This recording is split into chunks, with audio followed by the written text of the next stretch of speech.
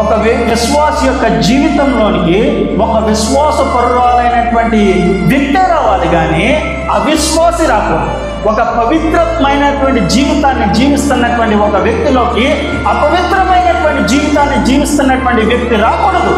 అది విరుద్ధం, అది దేవుని చిత్తం కాదు. కానీ చాలాసార్లు మనం అదే చేస్తూ ఉన్నాం. ఎందుకు దేవుని చిత్తం కాదు తెలుసా? ఒక విశ్వాసికి మరొక విశ్వాసితోనే జోడు, ఒక విశ్వాసికి మరొక అవిశ్వాసతో జోడు ఎట్టి పరిస్థితుల్లో కుదరదు. 2 కొరింథీయులకు రాసినటువంటి పత్రికలో అదే అంటాడు.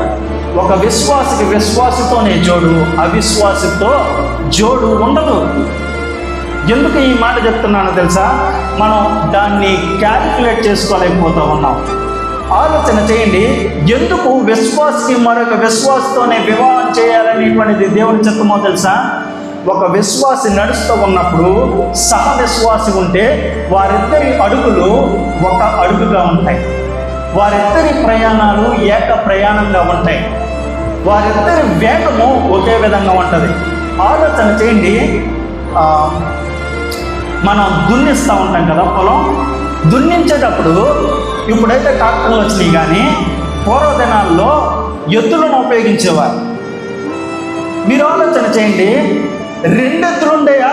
ఒక ఎద్దు ఒక దూడ ఉండేదా కదా? ఒక ఎద్దు ఒక గాడి ఉండేదా? ఎందుకు కట్టరు అలాగా? కాడి అలా ఎందుకు కట్టరా?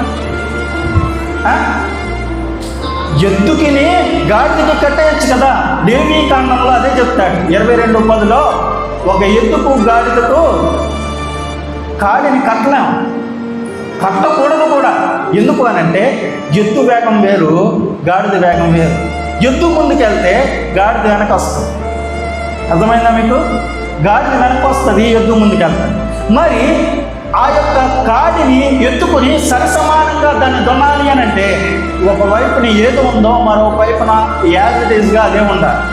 ఒకవైపున ఎద్దుంటే మరోవైపున ఎద్దు ఉండాలి కదా. అలా ఉంటేనే అరక సాగుద్ది, అలా ఉంటేనే కుటుంబం సాగుద్ది. కానీ కుటుంబాలు సాగకపోవడానికి గల కారణం ఏంటి అని అంటే ఈ వ్యత్యాసాన్ని మనం ఆలోచన చేయలేకపోతున్నాం. ఎందుకు అనంటే సాతానుడు ఆ విధంగా ఆలోచన చేయడానికి కూడా మనకు అవకాశం ఇవ్వకుండా వాడు మన నేత్రమును మూసేస్తూ ఉన్నాడు.